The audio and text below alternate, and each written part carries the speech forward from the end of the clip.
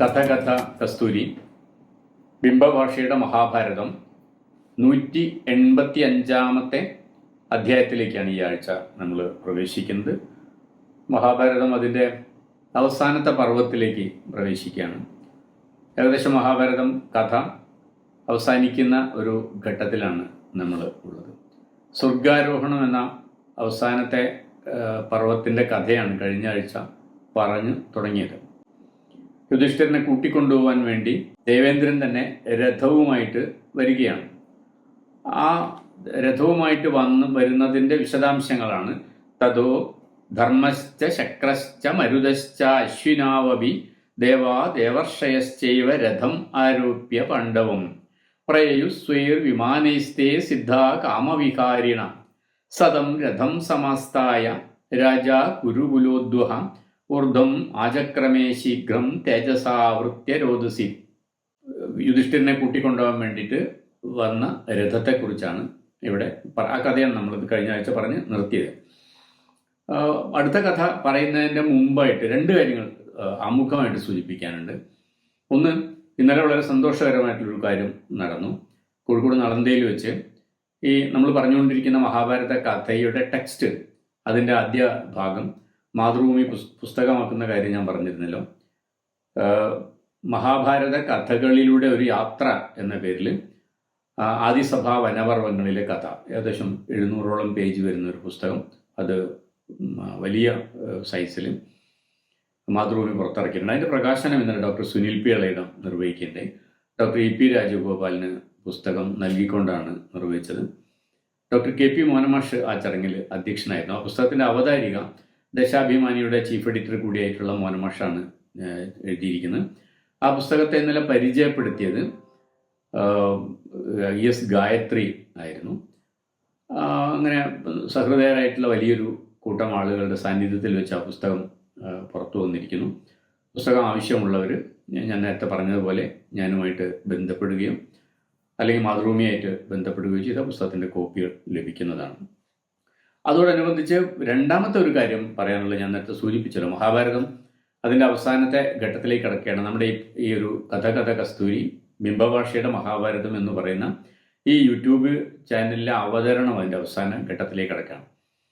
അപ്പം ഇത്രയും എപ്പിസോഡുകൾ പലതും കണ്ടവരുണ്ടാവും, വളരെ കുറച്ച് ആളുകളെങ്കിലും മുഴുവനും കണ്ടവരുമുണ്ട്. നേരിട്ട് അവർ പറയുകയും ചെയ്തിട്ടുണ്ട്. കുറേ പേര് മുഴുവൻ കണ്ടവരായിട്ടുണ്ട്.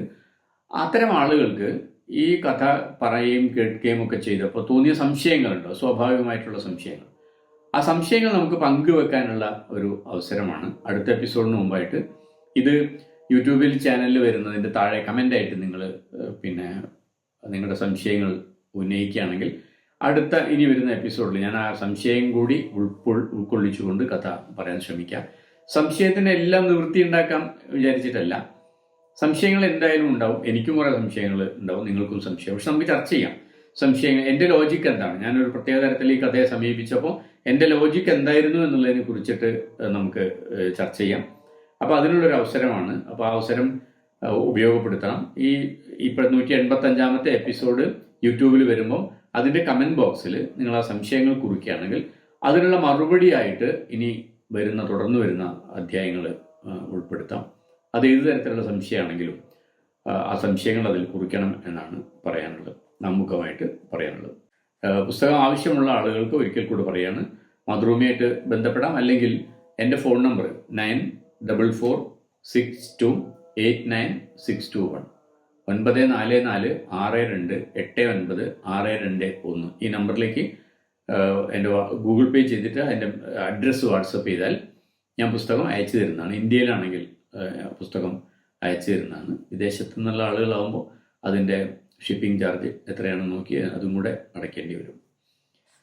ഞാൻ പറഞ്ഞതിലേക്ക് വീണ്ടും വരികയാണ്. അപ്പം കഴിഞ്ഞ ആഴ്ച നമ്മൾ ചർച്ച ചെയ്തത് ഇതിൽ പറയുന്ന രഥം വിമാനം എന്ന് പറയുന്ന രണ്ട് വാക്കുകൾ അടുത്ത 2-3 ശ്ലോകങ്ങളിലായിട്ട് ആവർത്തിച്ചു വരുന്നു. സന്ദർഭം എന്താണ്? യുധിഷ്ഠിരനെ സ്വർഗത്തിലേക്ക് കൂട്ടിക്കൊണ്ടുപോകണം. ആ സ്വർഗത്തിലേക്ക് കൂട്ടിക്കൊണ്ടുപോകാൻ വേണ്ടി വരുന്നത് രഥം എന്നാണ് ആദ്യം പറയുന്നത്. അടുത്ത ശ്ലോകത്തിലെത്തുമ്പോൾ അത് വിമാനമായിട്ട് മാറുന്നു. തഥോ ധർമ്മശ്ച ശക്രശ്ച മരുതശ്ച അശ്വിനാവപി ഇവരൊക്കെ കൂടിയാണ് വരുന്നത്. ധർമ്മദേവനും ശക്രനും മരുത്തും അശ്വിനി ദേവന്മാരും ദേവർഷിമാരും ഒക്കെ ചേർന്നാണ് യുധിഷ്ഠിരനെ ആനയിക്കാൻ വരുന്നത്. ദേവാ ദേവർഷയശ്ചൈവ രഥം ആരോപ്യ പാണ്ഡവം. രഥത്തിൽ കയറിയാണ് പാണ്ഡവരുടെ മുമ്പിൽ ആ ശ്രേഷ്ഠ പാണ്ഡവന്റെ ജ്യേഷ്ഠ പാണ്ഡവന്റെ മുമ്പിലെത്തുന്നത്. പ്രയയു സ്വൈർ വിമാനൈസ്തേ സിദ്ധ കാമവികാരിണി. ആ രഥം എന്ന് പറഞ്ഞതിന് ശേഷം അടുത്ത വാചകം എന്താണ്? ആ വിമാനം കാമവികാരിണിയാണ് എന്ന് പറഞ്ഞാൽ രഥം തന്നെയാണ് വിമാനം, വേറെ ഒരു സാധനമല്ല എന്നാണ് ഈ പറഞ്ഞു വരുന്നത്. രഥത്തിൽ ദേവന്മാരും മരുത്തുക്കളും ദേവർഷിയും എല്ലാവരും കൂടെ വന്നു. ദേവേന്ദ്രൻ അടക്കമുള്ള ആൾക്കാർ വന്നു. അത് പറഞ്ഞ അടുത്ത ശ്ലോകത്തിൽ പറയുന്നത് ആ വിമാനം കാമവികാരിണിയായിരുന്നു. ഏത് സ്ഥലത്തേക്കാണോ പോകാൻ ആഗ്രഹിക്കുന്നത് അവിടേക്ക് പോകാൻ പറ്റും. ആകാശത്തേക്ക് പോകാൻ അത്തരം ഒരു വിമാനത്തിനാണല്ലോ പറ്റുകയുള്ളൂ. അപ്പം അതുകൊണ്ട് അങ്ങനെ വിഹരിക്കാൻ, ഇഷ്ടപ്പെട്ട സ്ഥലത്തേക്കൊക്കെ വിഹരിക്കാൻ കഴിയുന്ന വാഹനം എന്നാണ് വീണ്ടും അതിനെ വിശേഷിപ്പിച്ചിരിക്കുന്നത്. വിമാനം എന്ന് അവിടെ പറഞ്ഞതിന് ശേഷം പ്രയയു സ്വൈർ വിമാനൈസ്തേ സിദ്ധ കാമവികാരിണ സർവേ വിരജസ പുണ്യ ബുദ്ധികർമ്മിണ എന്ന് പറഞ്ഞതിന് ശേഷം അടുത്ത ശ്ലോകം നോക്കൂ. സതം രഥം സമസ്തായ രാജാ കുരുകുലോദ്വക. ആ രഥത്തിൽ കുരുകുല വീരനായിരിക്കുന്ന യുധിഷ്ഠിരൻ അതിലേക്ക് കയറിയിരുന്നു. ഊർധ്വം ആചക്രമേ ശീഘ്രം തേജസാ വൃത്യരോധസി. അത് ഇറങ്ങുന്നതും അതുപോലെ തന്നെ താഴ്ത്തിറങ്ങുന്നതും ഇവിടുന്നാണ്? ആ രഥത്തിൽ നിന്നാണ്. അപ്പൊ രഥം എന്ന വാക്കും വിമാനം എന്ന വാക്കും അടുത്തടുത്ത ശ്ലോകങ്ങളിലായിട്ട് ഒരേ കോണ്ടെക്സ്റ്റിൽ ഒരേ സാധനത്തെ കുറിച്ച് പറയാൻ തന്നെയാണ് ഉപയോഗിച്ചിരിക്കുന്നത്. രഥത്തിൽ നിന്നും വ്യത്യസ്തമായ ഒരു കാര്യമല്ല വിമാനം.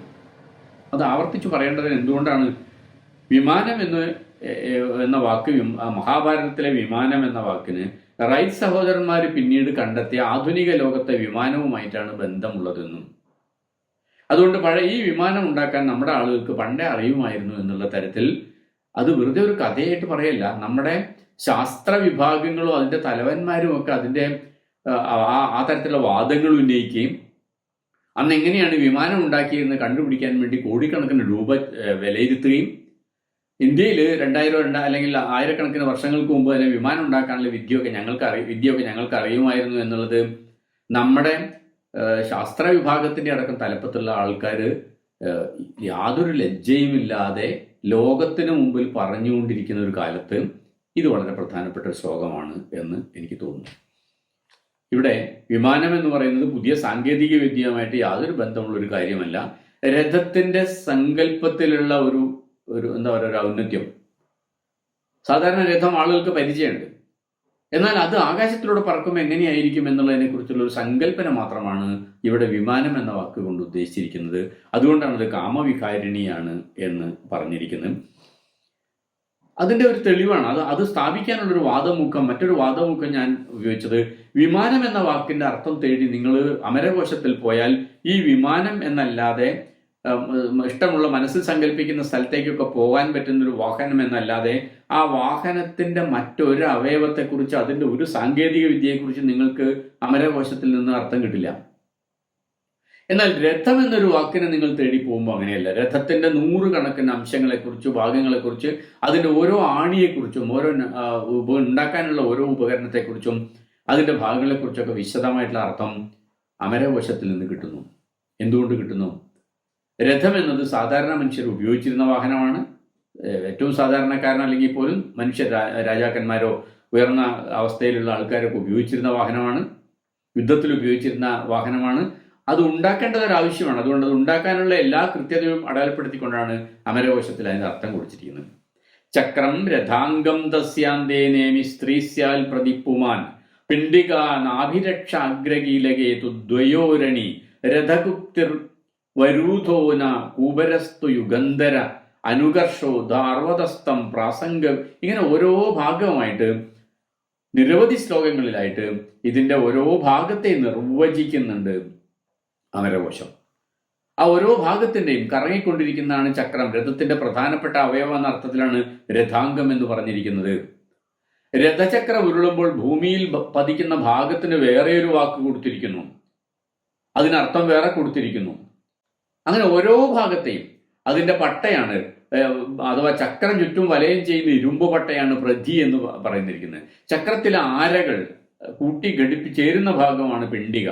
അരകൾ ഉറപ്പിക്കുന്ന ഭാഗമാണ് നാഭി. അക്ഷാഗ്രത്തിലെ കീലകം അഥവാ ആണിയാണ് അക്ഷാഗ്ര കീലകം. ഇങ്ങനെ ഓരോ ഭാഗത്തെക്കുറിച്ചിട്ടും രഥത്തിന്റെ ഓരോ ഭാഗത്തെക്കുറിച്ചും വളരെ വിശദമായിട്ടുള്ള നിർവചനങ്ങൾ കൊടുത്തിരിക്കുന്നു. 2 മൃഗങ്ങൾ വലിക്കുന്നതിന് പകരം കുതിരകളോ കാളകളോ ഒക്കെ 4 വലിച്ചാൽ അധികമായിട്ട് വെക്കുന്ന നുഖത്തിന് പേര് വേറെ കൊടുത്തിരിക്കുന്നു. വേണമെങ്കിൽ നമുക്ക് അമരകോശത്തിലെ അർത്ഥം നോക്കി ഒരു രഥം ഇപ്പോഴും ഉണ്ടാക്കാന്നർത്ഥം. അതിന്റെ മുഴുവൻ സാങ്കേതിക വിദ്യയിലേക്കും കടന്നു ചെല്ലുന്നതാണ് അതിന്റെ നിരുക്തം. അത്തരത്തിലാണ് വാക്കുകളെ രൂപപ്പെടുത്തിയിരിക്കുന്നത്. അതിന് നിർവചിക്കുന്നതാണ്, ഓരോ വസ്തുവിനെയും ഓരോ ഭാഗത്തെയും നിർവചിക്കുന്ന അർത്ഥമാണ് അമരകോശത്തിൽ കൊടുത്തിരിക്കുന്നത്. അപ്പൊ രഥം എന്ന വാക്കിന് അത്രയേറെ വിശദാംശങ്ങൾ കൊടുത്തപ്പോൾ വിമാനം എന്ന വാക്കിന് വേറെ യാതൊന്നും പറഞ്ഞിട്ടില്ല. സങ്കല്പത്തിൽ സഞ്ചരിക്കാൻ പറ്റുന്നത്, മനസ്സിൽ ആഗ്രഹിക്കുന്ന സ്ഥലത്തൊക്കെ പോകാൻ പറ്റുന്നതെന്ന് മാത്രമാണ് കൊടുത്തിരിക്കുന്നത്. അറബിക്കഥകൾ, ഞാനതാണ് പറഞ്ഞത്, അറബിക്കഥകളിലെ പറക്കുന്ന തളികയെ പോലെയോ പറക്കുന്ന പരവതാനിയോ പോലെയോ മനുഷ്യന്റെ സ്വപ്നത്തിലുള്ള ഒരു ആഗ്രഹം എന്നതിൽ കവിഞ്ഞ് മഹാഭാരതത്തിലെ അല്ലെങ്കിൽ രാമായണത്തിലെ വിമാനത്തിന് പുതിയ കാലത്തെ വിമാനവുമായിട്ട് യാതൊരു ബന്ധവുമില്ല എന്ന് മനസ്സിലാക്കാൻ സംസ്കൃതത്തിലുള്ള മഹാഭാരതത്തിലെ വ്യാസമഹാഭാരതത്തിന്റെ പാഠം ഒന്ന് വായിച്ച് ഒരല്പം ബുദ്ധി ഉപയോഗിക്കുക മാത്രമേ വേണ്ടൂ. ലോജിക്കൽ സെൻസ്, നമ്മുടെ യുക്തിബോധം ഒരല്പം ഉപയോഗിക്കുക മാത്രമേ വേണ്ടുള്ളൂ. അപ്പോൾ നമുക്കത് ആ കാര്യം പൂർണ്ണമായിട്ട് മനസ്സിലാവും. അതിനെ ഇങ്ങനെ വിശദമായിട്ട് പറയേണ്ടതും മനസ്സിലാക്കേണ്ടതും പുതിയ കാലത്ത് ഒരാവശ്യമാണ്. കാരണം യാഥാർത്ഥ്യവുമായിട്ട് യാതൊരു ബന്ധവുമില്ലാത്ത, യുക്തിയുമായിട്ട് യാതൊരു ബന്ധവുമില്ലാത്ത കാര്യങ്ങൾ പ്രചരിപ്പിക്കുകയും അതൊക്കെ പുരാവൃത്തങ്ങളിൽ ഉള്ളതാണ് എന്ന് പറഞ്ഞുകൊണ്ട് പ്രചരിപ്പിക്കുകയും ചെയ്യുന്ന ഒരു കാലത്ത് അതല്ല പുരാവൃത്തങ്ങളിൽ അതിൻ്റെ അർത്ഥമെന്ന് നമ്മൾ കൃത്യമായിട്ട് അടയാളപ്പെടുത്തേണ്ട ഒരു കാലമാണ്. യുധിഷ്ഠിരൻ അങ്ങനെ സ്വർഗരാജ്യത്തിൽ ചെന്ന് ഇറങ്ങിയ അതിന് ശേഷമുള്ള കാര്യങ്ങളാണ് പിന്നീട് സ്വർഗാരോഹണ പർവ്വത്തിലടുത്ത 18ാമത്തെ പർവ്വത്തിൽ പിന്നീട് തുടർന്ന് പറയുന്നത്. നാരദനാണ് യുധിഷ്ഠിരനെ പ്രകീർത്തിച്ചുകൊണ്ട് അവിടെ വെച്ച് സംസാരിക്കുന്നത്. ഇന്നേ വരെ സ്വർഗത്തിലെത്തിയവരിൽ വെച്ച് ഏറ്റവും ശ്രേഷ്ഠനായ മനുഷ്യനാണ് യുധിഷ്ഠിരനെന്നും അതുകൊണ്ടാണ് അദ്ദേഹത്തിന് ഉടലോടെ സ്വർഗത്തിൽ പ്രവേശിക്കാൻ സാധിച്ചത് എന്നും പാണ്ഡുപുത്രന്മാർ ഒഴികെ മനുഷ്യരിൽ ഇതുവരെ ആർക്കും ഉടലോടെ സ്വർഗത്തിൽ പ്രവേശിക്കാൻ സാധിച്ചിട്ടില്ല എന്നും നാരദൻ പറയുമ്പോൾ അർജുനനെ കുറിച്ചായിരിക്കണം ഈ പാണ്ഡുപുത്രൻ എന്ന് നാരദൻ ഉദ്ദേശിച്ചത്. കാരണം നേരത്തെ നമ്മൾ കഥയിൽ പറഞ്ഞാണ്, പാണ്ഡുപുത്രനായ അർജുനൻ ഒരിക്കലും നേരിട്ട് തന്നെ ദേവേന്ദ്രൻ, തൻ്റെ പിതാവായ ദേവേന്ദ്രന്റെ അടുത്തേക്ക് ചെല്ലുകയും സ്വർഗത്തിൽ ചെല്ലുകയും അവിടെ വെച്ച് ദേവേന്ദ്രനുമായിട്ട് സംസാരിക്കുകയും ദേവേന്ദ്രൻ ചില വിദ്യകളൊക്കെ അദ്ദേഹത്തെ പഠിപ്പിക്കുകയും അവിടെ നിന്ന് നൃത്തം പഠിപ്പിച്ചതായിട്ടും ദേവേന്ദ്രന്റെ ശത്രുക്കളോട് പൊരുതിയതായിട്ടും ഒക്കെ പറയുന്നുണ്ട്. അങ്ങനെ ഒരു അർജുനൻ മാത്രമാണ് ഉടലോടെ പോയത്. അതിനുശേഷം ഇവിടെ ഉടലോടെ ചെല്ലുന്ന യുധിഷ്ഠിരനാണ്. അദ്ദേഹത്തിന്റെ അവസാന കാലത്ത് മരിച്ചതിന് ശേഷം ശരീരമില്ലാതെയല്ല പോകുന്നു, ഉടലോടെ തന്നെയാണ് പോകുന്നത്. അത്രയേറെ പ്രിയപ്പെട്ട അല്ലെങ്കിൽ അത്രയേറെ പ്രധാനപ്പെട്ട വ്യക്തി, ശ്രേഷ്ഠനായ ഒരു മനുഷ്യൻ ആയതുകൊണ്ടാണ് യുധിഷ്ഠിരനെ ഇങ്ങനെ ഉടലോടെ വിളിച്ചു കൊണ്ടുവന്നിരിക്കുന്നതെന്ന് നാരദൻ പറയുന്നുണ്ട്.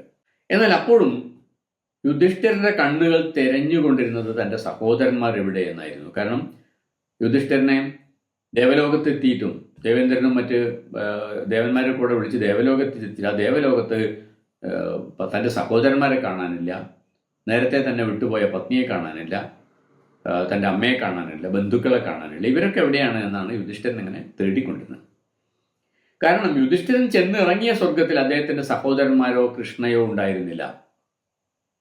ശുഭകരമായ അവസ്ഥയിലാണോ പാപികളുടെ അവസ്ഥയിലാണോ എൻ്റെ സഹോദരന്മാർ കഴിയുന്നത് എന്ന് എനിക്ക് അറിയില്ല. രണ്ടായാലും ഞാൻ അവരെ കാണാൻ ആഗ്രഹിക്കുന്നു എന്ന് സ്വർഗത്തിലെത്തിയ യുധിഷ്ഠിരൻ ആദ്യമായിട്ട് പ്രതികരിക്കുന്നുണ്ട്. അപ്പോൾ നിരവധി തവണ യുധിഷ്ഠിരനടക്കമുള്ള ആളുകൾ ആവർത്തിച്ച് പറഞ്ഞുകൊണ്ടിരുന്നതാണ് യുദ്ധത്തിൽ പങ്കെടുത്ത് മരിച്ചാൽ വീരസ്വർഗം ലഭിക്കുമെന്ന കാര്യം. പക്ഷെ അതിൽ എത്ര ഉറപ്പ് പോരാ എന്നുള്ളത് കൊണ്ടാണ് വീണ്ടും അദ്ദേഹം പറയുന്നത്, ഏതവസ്ഥയിലാണ്, ശുഭകരമായ അവസ്ഥയിലാണോ പാപികളുടെ അവസ്ഥയിലാണോ എൻ്റെ സഹോദരന്മാർ കഴിയുന്നത് എന്ന് എനിക്കറിയില്ല. ധർമ്മം സംരക്ഷിക്കാൻ വേണ്ടി യുദ്ധം ചെയ്തവരാണ് പാണ്ഡവർ. കൗരവരാണെങ്കിൽ യുദ്ധത്തിൽ പങ്കെടുത്ത് മരിച്ചവരാണ്. അപ്പം എന്തായാലും അവരൊക്കെ സ്വർഗത്തിൽ എത്തേണ്ടതാണ്.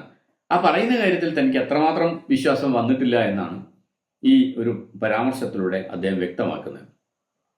എനിക്ക് അവരുടെ അടുത്തേക്കാണ് പോകേണ്ടതെന്നും അവരില്ലാത്ത ലോകത്ത് എനിക്ക് കഴിയാൻ ആഗ്രഹമില്ല എന്ന് യുധിഷ്ഠിരൻ പറഞ്ഞു.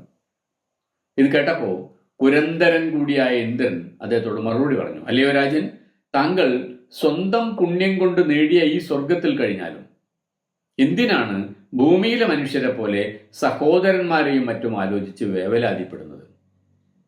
താങ്കളുടെ സഹോദരന്മാർക്കും അവരവരുടെ കർമ്മങ്ങൾക്കനുസരിച്ചുള്ള ലോകങ്ങളാണ് ലഭിച്ചിരിക്കുന്നത്. ബന്ധങ്ങളെല്ലാം ഭൂമിയിൽ വെച്ച് അവസാനിക്കുന്നു എന്നും ഭൂമിയിലെ ബന്ധപാശത്തെ സ്വർഗത്തിലേക്ക് വലിച്ചു നീട്ടാൻ ശ്രമിക്കരുത് എന്നുമാണ് ഇന്ദ്രൻ യുധിഷ്ഠിരനെ ഉപദേശിക്കുന്നത്. വളരെ പ്രധാനപ്പെട്ട ഒരു കാര്യമാണ് ഇന്ദ്രൻ പറയുന്നത്. ജീവിതം അവസാനിച്ചു, ഭൂമിയിലുള്ള ബന്ധങ്ങളൊക്കെ അവസാനിച്ചു, സ്വർഗത്തിലെത്തിക്കഴിഞ്ഞാൽ പോലും ഈ ബന്ധങ്ങളുണ്ടല്ലോ, ഭൂമിയിലെ ബന്ധങ്ങൾ വീണ്ടും വലിച്ചു നീട്ടി സ്വർഗത്തിലേക്ക് കൊണ്ടുവരാൻ ശ്രമിക്കരുത്. ഭൂമിയിലെ ശത്രുക്കൾ നിങ്ങളുടെ ശത്രുക്കളല്ല. ഇപ്പോൾ നിങ്ങളുടെ ജീവിതം അവസാനിച്ചു, അവരുടെ ജീവിതം അവസാനിച്ചു. അതേപോലെ ഭൂമിയിലെ ബന്ധുക്കളും നിങ്ങളുടെ ബന്ധുക്കളല്ല. അതുകൊണ്ട് ഇവിടെ നിങ്ങൾ ഭൂമിയിൽ വെച്ച് ചെയ്തതിൻ്റെ ഫലമായിട്ടുള്ള ലോകങ്ങൾ നിങ്ങൾക്ക് കിട്ടിയിരിക്കുന്നു. നിങ്ങളുടെ സഹോദരന്മാർക്കും അതുപോലെ അവരവർ ചെയ്ത കർമ്മങ്ങൾക്കനുസരിച്ചുള്ള ഫലം അവർക്ക് കിട്ടിയിരിക്കും. അതിനനുസരിച്ചുള്ള ലോകങ്ങളിലായിരിക്കും അവർ വസിക്കുന്നത്. അതിനെക്കുറിച്ച് താങ്കൾ പരിഭ്രമിക്കേണ്ട കാര്യമില്ല. ഇവിടെ ഇങ്ങനെ ആരെങ്കിലും ശുപാർശ ചെയ്താൽ മാത്രമൊന്നുമല്ല ഈ ഫലം കിട്ടുക. അത് സ്വാഭാവികമായിട്ട് സ്വമേധയാ കിട്ടിക്കൊള്ളും. അതൊക്കെ കൃത്യമായിട്ട് നോക്കാൻ ഇവിടെ ആളുകളുണ്ട്, അവരത് ചെയ്തുകൊള്ളും. ദേവന്മാരുണ്ട്, അവരത് ചെയ്തുകൊള്ളും. അപ്പോൾ ഭൂമിയിലെ ബന്ധങ്ങളെ സ്വർഗത്തിലേക്ക് വലിച്ചു നീട്ടാൻ ശ്രമിക്കരുത് എന്ന് യുധിഷ്ഠിരനെ ഇന്ദ്രൻ ഉപദേശിക്കുകയാണ്. അപ്പോഴും യുധിഷ്ഠിരൻ പറയുന്നത്, എൻ്റെ സഹോദരന്മാരും ദ്രൗപദിയും വസിക്കുന്ന ലോകത്ത് വസിക്കാനാണ് എനിക്ക് താല്പര്യം, മറ്റൊരു സ്വർഗവും എനിക്ക് വേണ്ട എന്ന് വീണ്ടും യുധിഷ്ഠിരൻ ആവർത്തിച്ചു പറഞ്ഞു. തുടർന്ന് ഭീമൻ മുതൽ സഹദേവൻ വരെയുള്ള സഹോദരന്മാരും പാഞ്ചാലിയും കഴിയുന്ന മരണാനന്തര ലോകത്തിലേക്ക് യുധിഷ്ഠിരനെ കൂട്ടിക്കൊണ്ടുപോകുന്നുണ്ട് ദേവേന്ദ്രൻ. അതോടൊപ്പം ദുര്യോധനാദികൾ കഴിയുന്ന സ്വർഗീയമായ അവസ്ഥ കണ്ട് യുധിഷ്ഠിരന് അസൂയയും കോപവും ജനിക്കുകയും ചെയ്യുന്നുണ്ട്. എല്ലാ തരത്തിലുള്ള അധർമ്മവും പ്രവർത്തിക്കുകയും കൂട്ടക്കൊലയ്ക്കും സർവനാശത്തിനും കാരണക്കാരനാവുകയും ചെയ്ത ദുര്യോധനനും സഹോദരന്മാരും ഇതാ സ്വർഗത്തിൽ സർവ്വ ഐശ്വര്യങ്ങളോടും കൂടെ കഴിയുന്നു എന്നതിലാണ് മരിച്ചു കഴിഞ്ഞിട്ടും യുധിഷ്ഠിരന്റെ കോപം ജനിക്കുന്നത്. ഇത് രണ്ട് കാര്യങ്ങളാണ് ഇവിടെ നടക്കുന്നത്. ഒന്ന്, നിങ്ങൾക്ക് അത്രയും അത്യാവശ്യമാണെങ്കിൽ ഞാൻ നിങ്ങളുടെ സഹോദരന്മാർ വസിക്കുന്ന ലോകത്തേക്ക് കൂട്ടിക്കൊണ്ടുപോകാം എന്ന് പറഞ്ഞിട്ട് ആദ്യം ദേവേന്ദ്രൻ നയിക്കുന്നത് സഹോദരന്മാരുടെ അടുത്തേക്കല്ല, യുധിഷ്ഠിരന്റെ സഹോദരന്മാരുടെ അടുത്തേക്കല്ല, കൗരവന്മാരുടെ അടുത്തേക്കാണ്. ദുര്യോധനനും ദുശാസനും അടക്കമുള്ള കൗരവന്മാർ ഏതവസ്ഥയിലാണെന്നാണ് ആദ്യം കാണിച്ചുള്ളത്. അപ്പോൾ അവിടെ ചെന്നപ്പോൾ അവരെല്ലാവരും സ്വർഗത്തിലാണ് കഴിയുന്നത്. യുധിഷ്ഠിരൻ അത് ആലോചിച്ചിട്ട് സഹിക്കാൻ പറ്റുന്നില്ല. കാരണം എല്ലാ അധർമ്മങ്ങളും പ്രവർത്തിച്ച് കള്ളച്ചൂത് കളിച്ച് ഞങ്ങളെ കാട്ടിലേക്ക് പറഞ്ഞയച്ച് എന്നിട്ട് അതിനുശേഷം കുരുക്ഷേത്ര യുദ്ധത്തിന് കാരണക്കാരായി ദൂത് പറഞ്ഞിട്ട് പിന്നെ കൃഷ്ണനടക്കം ദൂത് പറയാൻ ചെന്നിട്ട് അതിനൊന്നും സമ്മതിച്ചില്ല, യാതൊരു വിട്ടുവീഴ്ചയ്ക്കും തയ്യാറായില്ല. ലോകത്തിലുള്ള രാജ്യങ്ങളിലുള്ള മുഴുവൻ വീരന്മാരും അകാലത്തിൽ പൊലിയേണ്ടി വന്നു, ചോരപ്പുഴ ഒഴുകേണ്ടി വന്നു. അതിനൊക്കെ കാരണക്കാരായ ഈ കൗരവന്മാരിതാ സ്വർഗത്തിൽ സുഖമായിട്ട് കഴിയുന്നു. എൻ്റെ സഹോദരന്മാരെവിടെയാണെന്ന് കാണുന്നും ഇല്ല. ഇതാണ് യുധിഷ്ഠിരനെ ദേഷ്യം പിടിപ്പിച്ചത്. സ്വർഗം ത്രിവിഷ്ടവം പ്രാപ്യ മമ പൂർവപിതാമഹ പാണ്ഡവാധർത്തരാഷ്ട്രാശ്ച കാനി സ്ഥാനാനി ഭേജിരേ. എൻ്റെ പൂർവപിതാമഹന്മാരായ ധൃതരാഷ്ട്രന്മാരും പാണ്ഡവന്മാരും എവിടെയൊക്കെയാണ് വസിച്ചത്? അവർ ഏതേതു പുണ്യലോകങ്ങളിലേക്കാണ് അയക്കപ്പെട്ടത്? ഇത് ചോദിക്കുന്നത് മഹാഭാരതത്തിലെ സ്വർഗാരോഹണ പർവ്വത്തിലെ 1-ാമത്തെ അധ്യായത്തിലെ 1-ാമത്തെ ശ്ലോകത്തിൽ തന്നെ ഇത് ചോദിക്കുന്നത് യുധിഷ്ഠിരൻ സ്വർഗത്തിൽ വെച്ച് ചോദിക്കുന്നതായിട്ടല്ല പറഞ്ഞിരിക്കുന്നത്. ജനമേജയൻ വൈശംപായനോട് ചോദിക്കുകയാണ്. വേദവ്യാസന്റെ ശിഷ്യനായ വൈശംപായനോട് ചോദിക്കുകയാണ്. ജനമേജയന്റെ നാഗയജ്ഞത്തിൽ വെച്ചാണല്ലോ കഥ പറയുന്നത്. അവിടേക്ക് വീണ്ടും ഒരു ഫ്ലാഷ് ഫോർവേഡ് കൊണ്ടുവന്നിട്ട് അവിടെ വെച്ചാണ് കഥ പറയുന്നത്. എല്ലാ കാര്യങ്ങളും താങ്കളോട് വേദവ്യാസൻ പറഞ്ഞിട്ടുണ്ടാവില്ല, അതുകൊണ്ട് ദയവ് ചെയ്ത് അക്കാര്യം എന്നോട് പറഞ്ഞു തന്നാലും എന്ന് ജനമേജയൻ വൈശംപായനോട് ചോദിക്കുമ്പോൾ വൈശംപായനൻ മറുപടി പറയുന്നതായിട്ടാണ് മഹാഭാരതത്തിലെ 18-ാമത്തെയും അവസാനത്തെയും പർവ്വമായ സ്വർഗാരോഹണ പർവ്വം അങ്ങനെയാണ് ആരംഭിക്കുന്നത്. താങ്കളുടെ പൂർവികരായ യുധിഷ്ഠിരനും മറ്റു പാണ്ഡവന്മാരും സ്വർഗത്തിലെത്തിയ ശേഷം എന്താണ് സംഭവിച്ചത് എന്ന കാര്യം ഞാൻ പറയാം, ശ്രദ്ധിച്ചു കേട്ടാലും എന്ന് വൈശംപായനൻ മറുപടി പറഞ്ഞു. സ്വർഗത്തിലെത്തിയ യുധിഷ്ഠിരൻ കണ്ടത്, ആ കാഴ്ച പിന്നീട് വൈശംപായനാണ് വിവരിക്കുന്നത്. അത് ദുര്യോധനൻ സ്വർഗത്തിലിരിക്കുന്ന കാഴ്ചയായിരുന്നു. ദുര്യോധനനും സഹോദരന്മാരും സ്വർഗത്തിലിരിക്കുന്ന കാഴ്ചയായിരുന്നു അത്രേ യുധിഷ്ഠിരൻ ആദ്യമായിട്ട് കണ്ടത്. സ്വർഗം ത്രിവിഷ്ടവം പ്രാപ്യ ധർമ്മരാജോ യുധിഷ്ഠിര ദുര്യോധനം ശ്രിയാജുഷ്ടം ദദർശ ആസീനവാസനെ ഭ്രാജമാനാമിവ ആദിത്യം വീരലക്ഷ്മ്യാ അഭിസംവൃതം ദേവേർ ഭ്രാജിഷ്ണുഭി സാധീഹി സഹിതം പുണ്യകർമ്മ്യഭി. വളരെയേറെ ഐശ്വര്യപൂർണമായ ഒരു അവസ്ഥയിൽ, ഉന്നതമായ ഒരു ആസനത്തിൽ ദുര്യോധനൻ ഇരിക്കുന്നതാണ് സ്വർഗത്തിലെത്തിയ യുധിഷ്ഠിരൻ കാണുന്നത്. മാത്രമല്ല, അദ്ദേഹം ആദിത്യനെ പോലെ ശോഭിക്കുന്നുണ്ട് എന്നും വീരന്മാർക്കു പ്രാപ്യമാകുന്ന എല്ലാ തരത്തിലുള്ള മഹത്വവും അദ്ദേഹത്തിൽ ദൃശ്യമാകുന്നതായി യുധിഷ്ഠിരൻ കണ്ടു.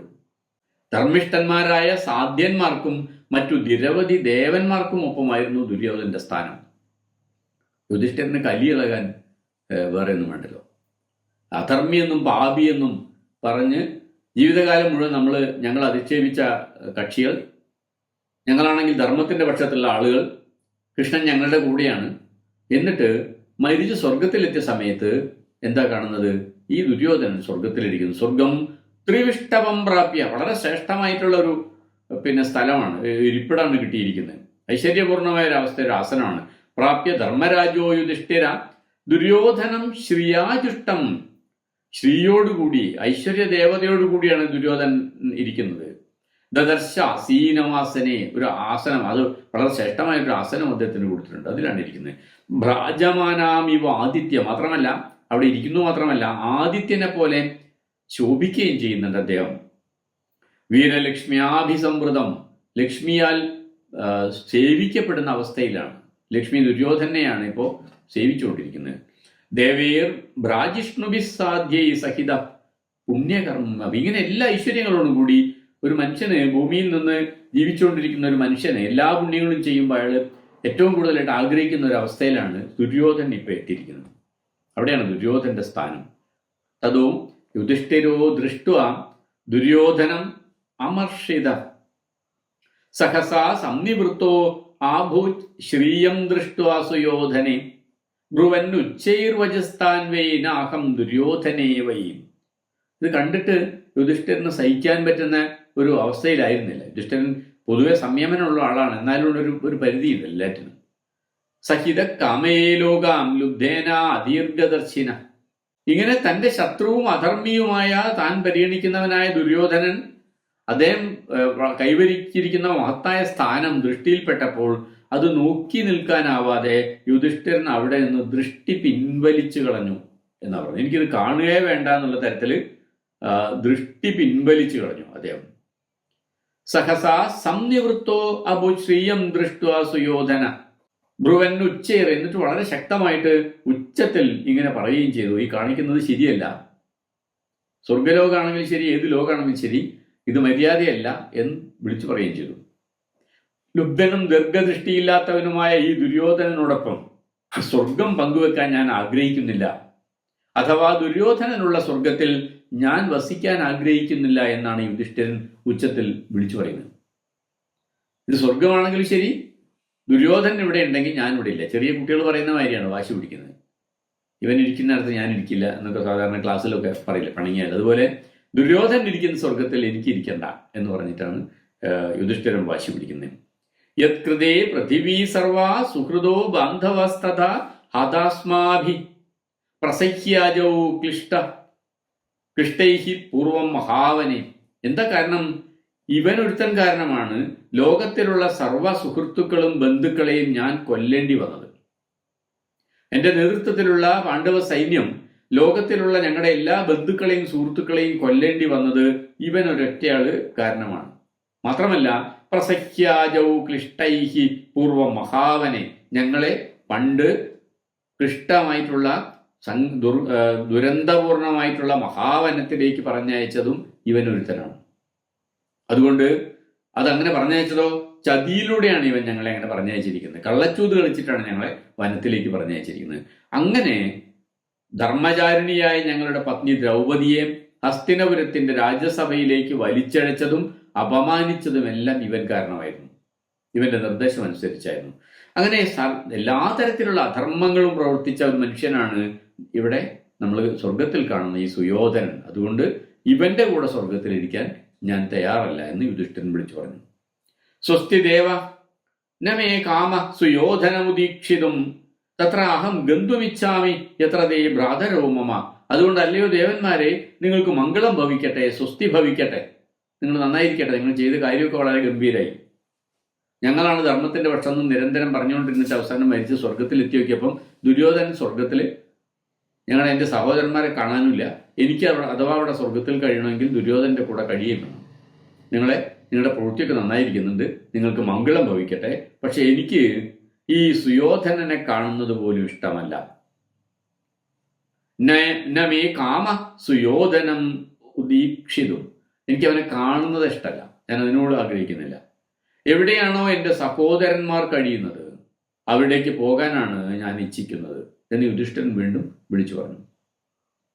നിങ്ങൾ സ്വർഗം തന്നാൽ പോലും എനിക്ക് യോജിപ്പില്ലാത്ത ഒരു ദർശനവുമായിട്ട്, ഒരു നിലപാടുമായിട്ട് പൊരുത്തപ്പെടാൻ എനിക്ക് സാധിക്കില്ല. സ്വർഗത്തിന് വേണ്ടി പോലും പൊരുത്തപ്പെടാൻ സാധിക്കില്ല എന്നർത്ഥം. ഇവിടെയൊക്കെ ദുര്യോധനൻ എന്നല്ല സുയോധനൻ എന്നാണ് പലപ്പോഴും യുധിഷ്ഠിരൻ പറയുന്നത്. സുയോധനൻ എന്ന വാക്കിന്റെ അർത്ഥം നല്ലവണ്ണം യുദ്ധം ചെയ്യുന്നവനെന്നും ദുര്യോധനൻ എന്ന് പറഞ്ഞാൽ ആർക്കും തോൽപ്പിക്കാൻ പറ്റാത്തവൻ എന്നും ആണ് അർത്ഥം. അപ്പോൾ ദുര്യോധനൻ എന്ന് ഇനി പറഞ്ഞ അർത്ഥമല്ലേ, കാരണം തോൽപ്പിച്ചു കഴിഞ്ഞാണ്, കൊന്നു കഴിഞ്ഞാണ്. ഇപ്പൊ ആ കൂടെ ഉറപ്പിച്ചു പറയാവുന്നൊരു കാര്യം എന്താണ്? സുയോധനനാണ് ആയിരുന്നു അയാൾ. നല്ലവണ്ണം യുദ്ധം ചെയ്യാൻ കഴിയുന്ന ആളായിരുന്നു. അയാൾ മരിക്കുന്നവരെ നന്നായിട്ട് യുദ്ധം ചെയ്തിട്ടുണ്ട്. അതുകൊണ്ടായിരിക്കാം ഒരു പക്ഷേ ദുര്യോധനൻ എന്ന വാക്കിനേക്കാൾ കൂടുതലായിട്ട് സുയോധനൻ എന്ന് വീണ്ടും വീണ്ടും ആവർത്തിക്കുന്നു.